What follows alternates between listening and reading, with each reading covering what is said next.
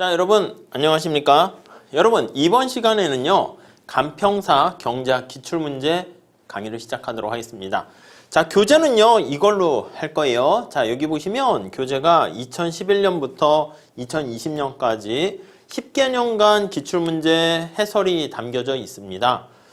요걸 기본서로 하고요. 2021년 이런 문제 같은 경우는 제가 따로 요 형식에 맞춰서 편집된 거를 제공해 드릴 테니까, 그리고 그 강의도 따로 이렇게 올려 드릴 테니까 여러분들께서 그 이후에 추가되는 것들은 계속 덧붙여서 보완하시면 되지 않을까 합니다. 우리가 이제 아시겠지만 기출문제를 정확하게 잘 정복해야지 고득점을 할 수가 있고요. 그리고 경제학 시험 문제가 굉장히 많이 여러 가지 있지 않습니까? 회계사도 있고 공무원도 있고 보험계리사, 노무사 많은데 그 시험 문제마다 약간 특색이 있습니다. 자, 그래서 처음에 기본적인 내용을 이해하고 그 다음에 이제 파트별로 객관식 문제를 쫙 푸신 다음에 궁극적으로는요, 내가 감정평가사 경제학을 시험 보겠다라고 하면은요, 여기에 맞는 기출문제들을 좀 많이 풀어보시는 게 좋습니다. 대략 제 생각에는 한 10개년도 기출문제를 여러분들께서 공략을 하시게 되면 한 400문제 되지 않습니까? 그러면 출제 교수님들이 대략 이렇게 과거 문제를 보면서 비슷하게 자기 복제하는 경우가 많거든요.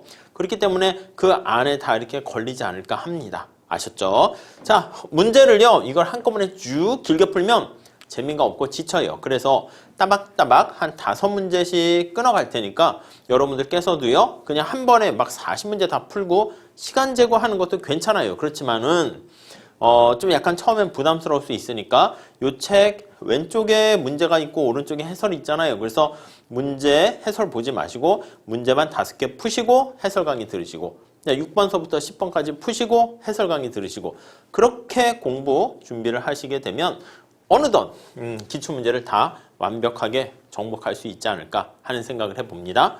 자, 그러면 문제 한번 풀어보도록 할게요. 1번 볼까요? 1번. X제랑 Y제를 생산하는 K국가, 코리아인가요? 아무튼 생산 가능 곡선상에 있는 두 개의 재화 생산 조합점이 이렇게 나타나 있습니다.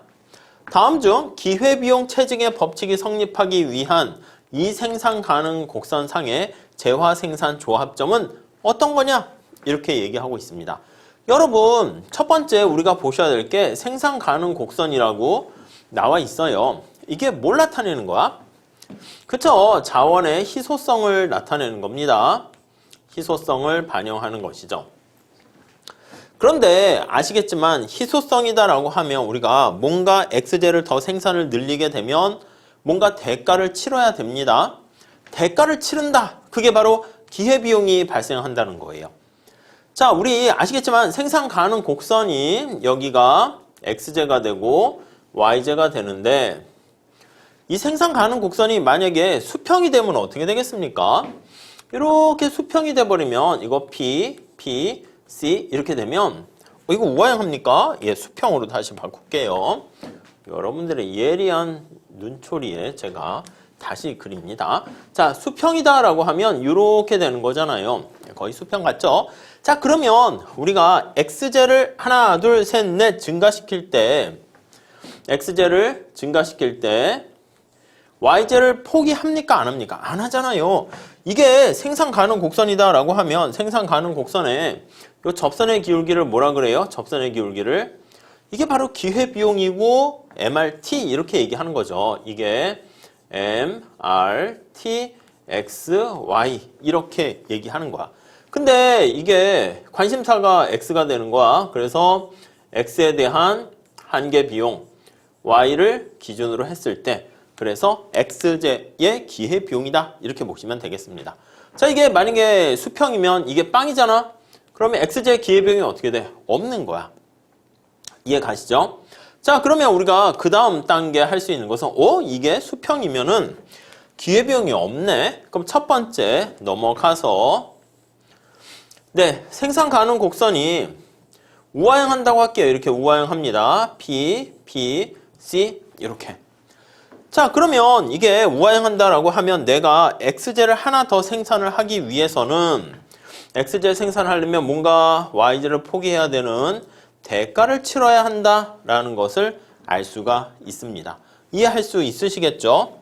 오케이. 자, 그래서 대가를 치르는데 x를 증가시킬 때 y제를 이만큼, 이만큼, 이만큼 포기를 합니다. 그게 바로 기회비용이라고. 그래서 x제의 기회비용이 발생하고요. 위에 생산 가능 곡선이 수평이면 기회비용이 빵이잖아요. 이거는 기회비용이 0보다 크다 이렇게 볼 수가 있어요. 그러니까 우리가 생산 가능 곡선이 우하향하면 기회비용이 발생해. 근데 우하향하는데요. 이렇게 우하향하는 직선의 형태가 될 수 있고요. 그 다음 여기서 조금 더 나눠지게 됩니다. 어떻게 나눠지죠? 그렇지. 생산 가능 곡선의 형태가 이렇게 형태만 표현하면 우리가 일반적으로 이렇게 그리잖아요. 이렇게 될 수도 있고 이렇게 되는 경우는 원점에 대해서 우리는 오목하다 이렇게 표현을 합니다. 기준은 원점에 대해서 표현하는 것인데 얘는 당연히 밑에는 볼록하다 이렇게 될 것이고요. 자, 그랬을 때 우리가 x제를 한 단위 증가시킬 때 y제를 포기해야 되는데 포기하는 y제가 어떻게 돼요? 엄청 커진다라는 것을 알 수가 있습니다. 처음엔 이렇게 있다가 그 다음에 더 커지는 거 알 수가 있죠. 그래서 기회비용이 체증한다라고 하면 여기 나와 있는 것처럼 무차별 곡선이 원점에 대해서 오목하다라는 것을 알 수가 있습니다. 자, 여기 나와 있는 거 우리가 그래프를 한번 대략 그려서 점을 찍어 보도록 하겠습니다. 자, 이렇게 한번 볼까요? 여기다가 이렇게 표현을 했습니다. 자, 여기 x제, 여기 y제 이렇게 있어요. 자, 첫 번째 x1, y1이 어디 있습니까? 200과 300 여기 있습니다. 100, 200 대략 맞춰 그릴게요. 100, 200, 300 자, 그러면 얼추 맞춰서 그렸습니다. 300과 200에 해당하는 점 네, 보이시죠? 여기가 되겠습니다. 자, 그러면 여기 어떻게 된다? 여기는 200 그리고 300 이렇게 있어요. 이게 x1, y1 이렇게 있습니다. 자, 그 다음에 x2, y2는 어떻게 있습니까? 라고 하면 240인데 290이잖아. 290은 살짝 여기쯤 되지 않겠습니까? 240이니까 여기쯤 될 거야. 여기가 300이라 하면. 자, 그러면 색깔을 좀 다른 걸로 합시다. 다른 걸로 해서요. 이렇게 표시를 하면 290이니까 살짝 조금 떨어지고 240이니까 이렇게 되는 거 알 수가 있을 거예요. 그럼 여기가 되겠습니다.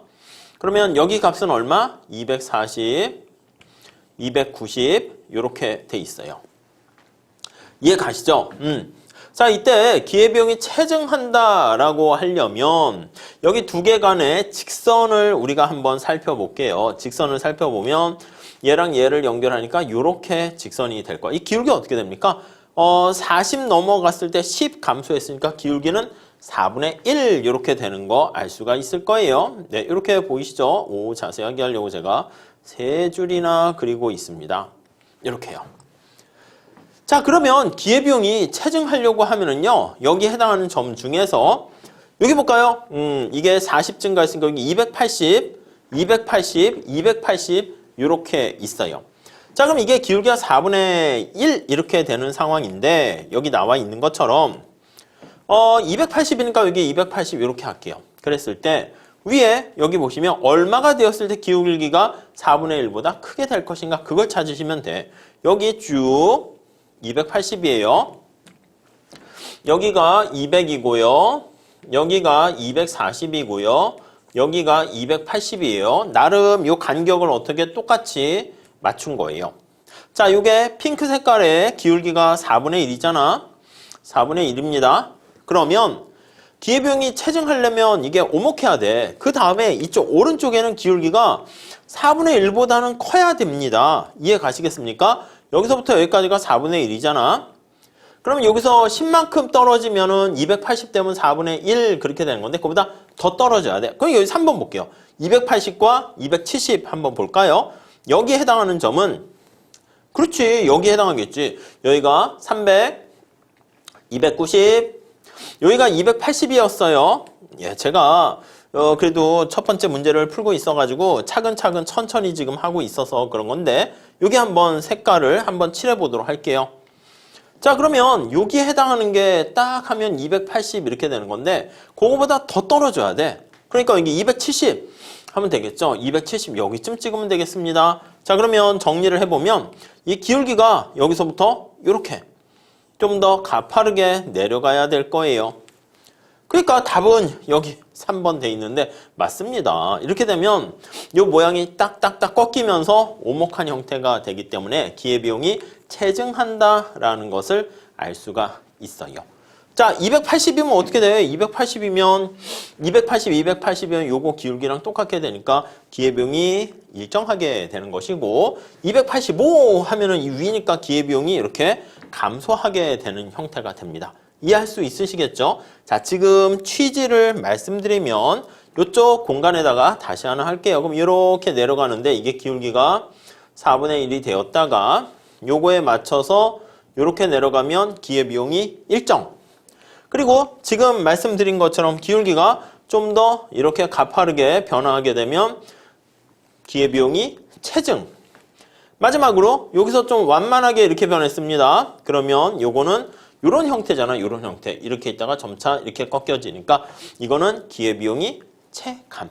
이렇게 보시면 되겠습니다. 그 답은 어떻게 보면 쉽게 3번이라는 것을 알 수가 있습니다. 이 정도까지만 하도록 하겠습니다. 자, 넘어가도록 할게요. 자, 다음에 2번. 여러분, 엑스제만을 판매하는 A기업이 가격을 20% 인상하였더니 매출액이 10% 감소하였다. 다음 설명 중 옳은 것은?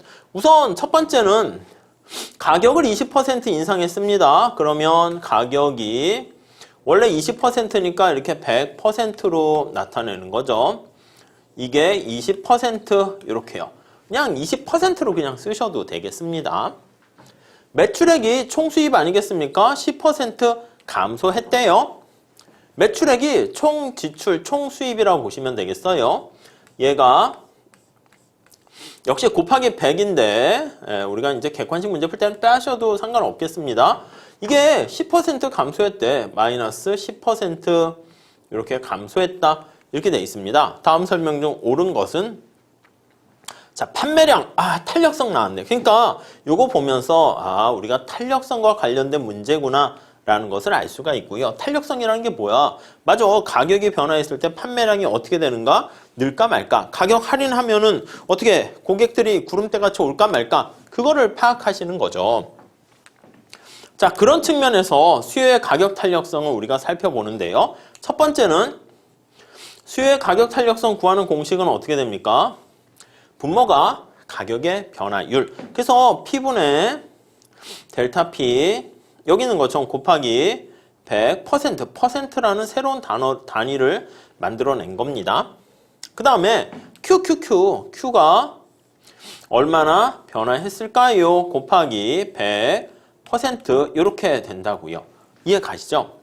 자, 그러니까 퍼센트 지워지면은요, 어차피 지워질 거니까 얘랑 얘가 지워지면 여기 나와 있는 것처럼 가격의 변화율 대비 수량의 변화율 이렇게 표현할 수가 있습니다.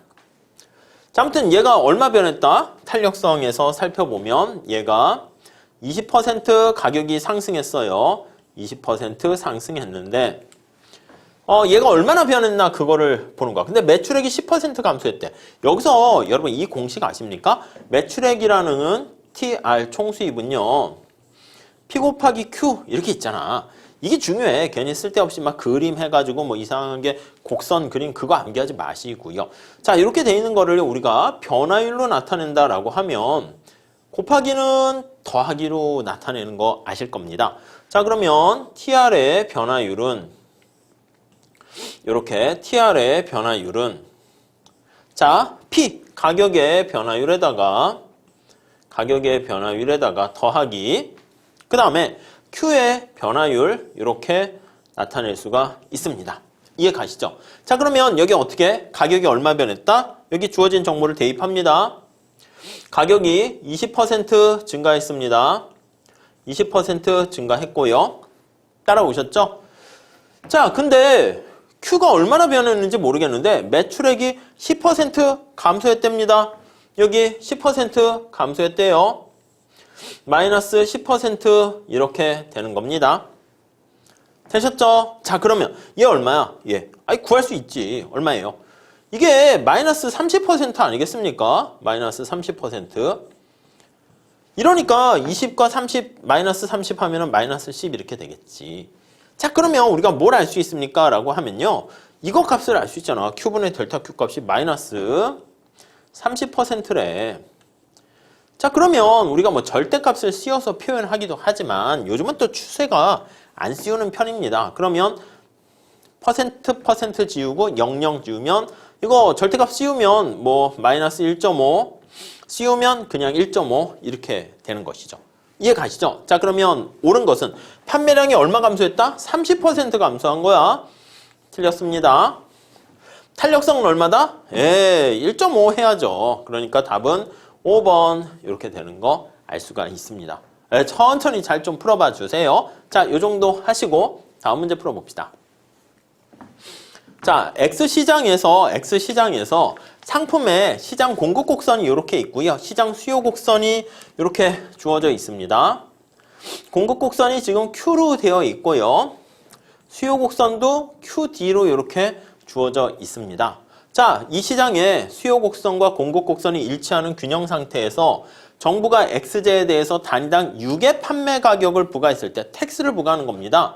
조세 부과로 인한 경제적 순손실, 사중손실, 자중손실을 구하세요 하면은 여러분 이거 생각나셔야죠. 뼈대를 살짝 그리면 공급 곡선에다가 상방 이동하나 수요 곡선을 하방 이동하나 0, 1, 2 찾으시면 똑같은 거 아시죠? 자, 그러면 여기 삼각형 요게 바로 초과부담 사중손실이라는 거 생각하시면 되겠습니다. 아시겠죠? 자, 그럼 먼저 이걸 그래프를 여기 텍스를 6만큼 부과하는 거니까 상방으로 6만큼 올라간 거 이렇게 보시면 된다고요. 자, 이거를 우리가 그래프로 나타내기 위해서 살짝 이렇게 좀 한번 나타내 보도록 하겠습니다. 자, 그러면 첫 번째 공급 곡선 보시면 공급 곡선과 수요 곡선이 있는데 얘가 수요 곡선이고요. 공급 곡선 대략 이렇게 그릴게요. 그리고 여기서부터 이만큼 올라가는 거 알 수가 있을 거예요. 그럼 우리는 뭘 찾아야 됩니까? 라고 하면요. 이걸 찾아야 된다니까 여기 나와 있는 것처럼 초기 부전점에서 여기서 얼마나 감소했는가 이렇게 찾아가지고 여기가 0, 여기가 1, 여기가 2 이렇게 찾는 거야. 그래서 이 삼각형 구하는 거죠. 근데 이 높이가 뭐라고요? 6이라는 거 알고 있습니다. 자, 근데 공급 곡선을 우리가 체크를 해야 되는데 칠판에 6만큼 상방 이동하려면 P로 정리를 하셔야 돼. 그럼 공급 곡선 이거 P로 정리합니다. 이 P는 110이 전리 넘어가요. 그럼 여기다 정리할게요. 공급 곡선은 자, 2로 나눠주니까 2분의 1 Q라고 쓸게요. S자는 빼고요. 그 다음에 110을 2로 나누니까 더하기 55 이렇게 되는 거 알 수가 있습니다. 이해 가시죠? 자, 수요 곡선 이거 P로 정리해. 4P는 400-Q 이렇게 있으니까 P는 어떻게 됩니까? P는 4로 나눠줍니다. 100 마이너스 4로 나눠주니까 4분의 1 Q 이렇게 됩니다. 이해되시죠? 이렇게 찾아내신 다음에 이 균형점을 찾아보면 돼. 그래서 요거와 같은 점을 찾아보면요. 이게 계산해 보면 거기 해설에도 잘 나와 있는데 60 이렇게 됩니다. 이거 그냥 정리하시면 돼. 아니면 여기서 Q와 똑같으니까 요거 두 개 여기서는 바꿀 필요 없이 그냥 정리하셔도 돼. 그러니까 여기 마이너스 110 플러스 이 P는 요거 그대로 쓰시면 되겠습니다. 400 마이너스 4P 이렇게 돼 있죠. 이렇게. 그럼 이게 넘어가니까 6P는 얘가 넘어가니까 510 이렇게 해서 P값 구하고 P값을 여기다 집어넣으면 Q값을 우리가 알아낼 수 있다라고 생각을 하시면 될 것 같습니다. 자, 이렇게 되어 있는 상태에서요. 여기가 Q가 되고 여기가 P가 되는 이러한 상황이잖아요. 자, 여기다가 우리가 텍스를 6만큼 부과했습니다. 여기다 6만큼 상방 이동시킨 거예요. 텍스가 6만큼 상방 이동하게 되는 것이죠. 그러면 이거 공급 곡선은 어떻게 됩니까? 조세 부과 후에 공급 곡선은 이거요. 6만큼 더하니까 2분의 1 Q 플러스 6만큼 더하면 얘가 61 이렇게 되는 거 알 수가 있어요. 이해 가시죠? 자, 그러면 요 새로운 녹색깔 조세부가 후의 공급 곡선과 수요 곡선을 같게 놓으시면 돼. 원래 이제 우리가 관심사가 Q만 구하시면 돼. 왜냐면 요 높이 길이는 어떻게 됩니까? 지금 아시겠지만 요 텍스 크기는 똑같으니까 요거는 6이라는 거 알 수가 있어요. 그럼 삼각형의 면적 구하는 게 목적이잖아. 요 높이만 구하면 되는 거지. 요 길이만 구하면 되는 거라고, 여기만. 그쵸? 자, 그러면 요걸 계산하면 얘가 여기가 52 이렇게 되는 거 알 수가 있습니다. 자, 그러면 준비가 됐어. 여기 나와 있는 것처럼 요 삼각형의 면적을 우리가 구하시면 되는데 어떻게 구하면 됩니까? 하면 이거 면적 구하는 거 보시면 되겠죠. 데드웨이트 로스는 2분의 1에다가 곱하기 요 높이가 6이죠. 6 곱하기 요거 어떻게 돼? 8 아니겠습니까? 8 이렇게 됩니다. 자, 그래서 정리를 하게 되면 38에 24 이렇게 되는 거 확인할 수 있겠습니다. 자, 요 정도 정리를 하시면 될 것 같습니다. 자, 뭐 어렵지 않은 것 같고요. 자, 다음 4번 문제 풀어보시죠. 자, 소비자의 선호 체계와 소비자 선택에 관한 다음 설명으로 옳지 않은 것은 틀린 것 찾는 겁니다. 1번 볼까요? 효용함수가 이렇게 완전 대체적 관계로 되어 있습니다. 우하향하는 직선의 무차별 곡선의 형태죠. x제 가격이 y제 가격보다 높을 때 여러분 이거 완전 대체제인데 x제가 우리가 y제라고 할 때 x제를 뭐라고 하냐면 x제가 콜라고 저는 y제가 사이다라고 할게요. 그럼 저한테는 콜라나 사이다는 똑같습니다. 완전히 대체 관계에 있어요.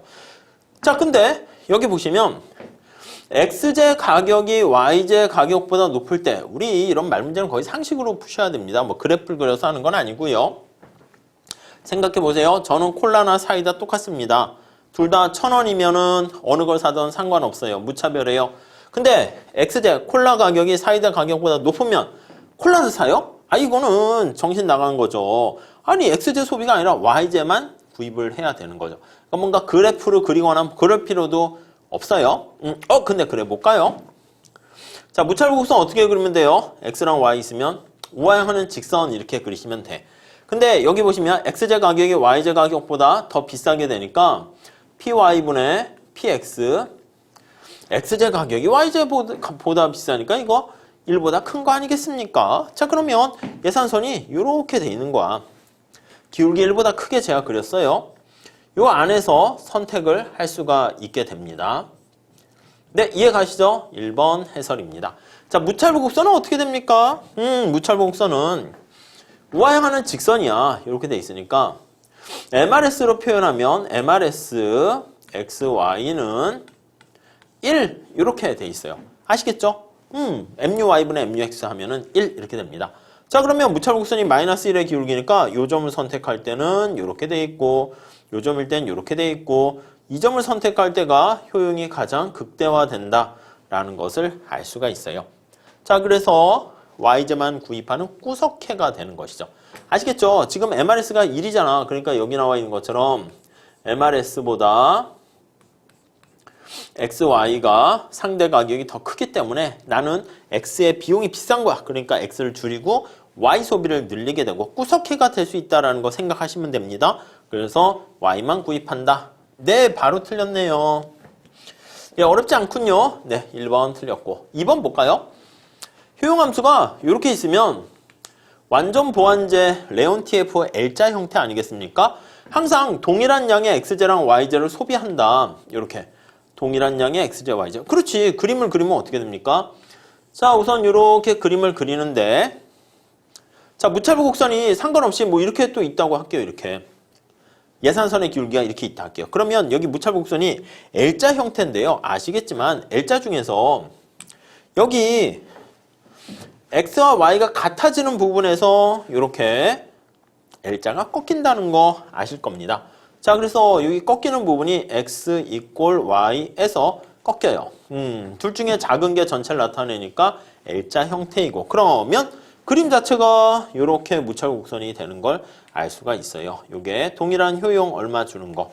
자, 그러니까 요 점은 가만히 보면 여기 점선에 나와 있는 방사선 상에서 우리가 효용 극대화가 달성되니까 x랑 y의 소비량이 항상 같습니다. 항상 동일, 항상이라는 말이 들어가면 객관식에서는 주로 많이 틀리는데 이 경우는 맞는 표현입니다. 아셨죠?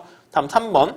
한계 대체율은 무차별 곡선 기울기의 절대값. 예, 그래요. 우리의 관심사는 교한 비율이 관심이기 때문에 절대값을 붙여가지고 표현해요. 근데 이제 안 하기도 합니다. 그러니까 그러려니 하세요. 다음 4번.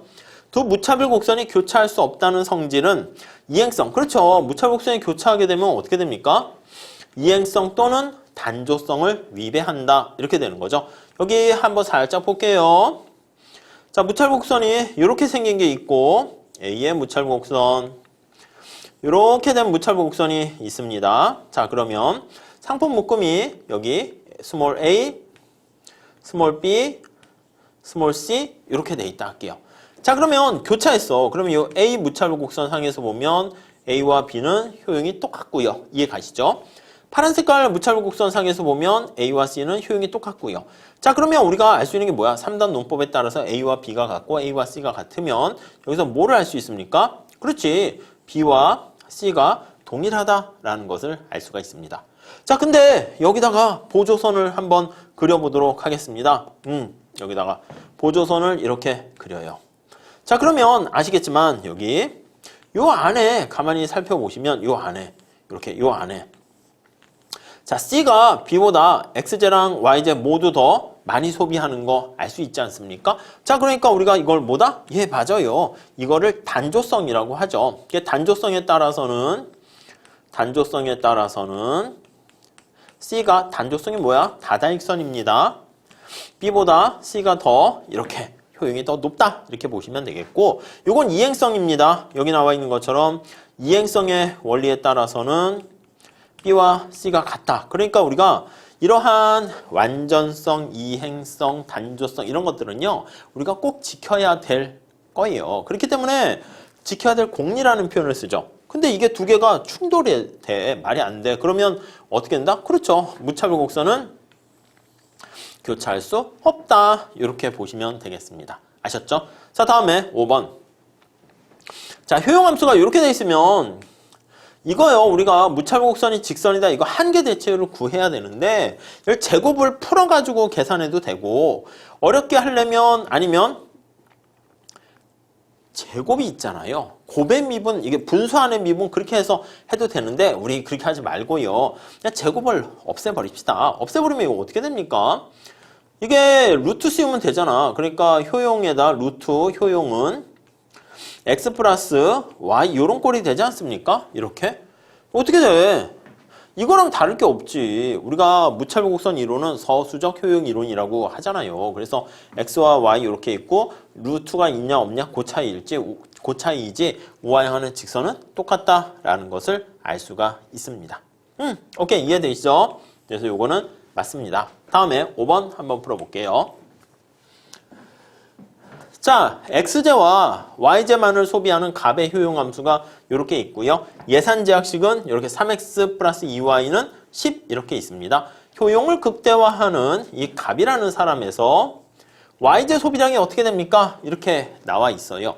여러분, 우리 소비자 선택 이론에서는 언제나 목적식과 제약식을 잘 써서요. 우리가 문제를 풀어주시면 되겠어요.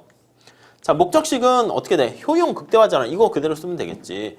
효용 함수는 x가 쓰레기 아닙니까? 마이너스 루트 x 플러스 y 이렇게 돼 있어요. 제약 조건 봅시다. 제약 조건. 제약식 한번 봅시다. 자, 요거는 여기 나와 있는 것처럼 예산 제약식이야. 익숙한 소득 먼저 쓸게요. 소득이 10이겠지. 소득 10. 얘는 자, x 앞에 붙었으니까 x의 가격이 3이고요. y의 가격이 2다. 이렇게 보시면 돼. 그래서 3x 플러스 2y 이렇게 돼 있습니다. 자, 무차별 곡선 한번 형태를 봐볼까요? x, y 이렇게 있으면 우선 첫 번째는 이거 y로 정리 한번 해보세요. x제는 비제화야. 그래서 x에 대한 한계 효용이 0보다 작은 거 뭐라고요? 쓰레기 이렇게 보시면 되겠고 그 다음 y는 재화 이렇게 있습니다. 그리고 한계 대칭을 구하기 전에 y로 살짝 정리를 해보시면 감을 잡을 수 있을 거야. 여기 x 플러스 효용 얼마 이렇게 돼 있습니다. 자, 그러니까 효용이 빵일 때는 루트 x잖아. 루트 x. 요 그림 아시죠? 기초경제 수학 제가 유튜브에 올려놓은 거 있으니까 그러고 루트나 이런 그래프 잘 안 되시면 기본적인 거지만 잘 한번 체크해 보세요. 요렇게 됩니다. 요거는 효용이 빵일 때. 자, 효용이 10일 때는 어떻게 됩니까? 효용이 10일 때. u가 10일 때. 그러면 x가 빵일 때 10이니까 여기 10에서 시작해. 그래서 요렇게 되고요. 요거는 효용이 10일 때. 요런 꼴이 됩니다.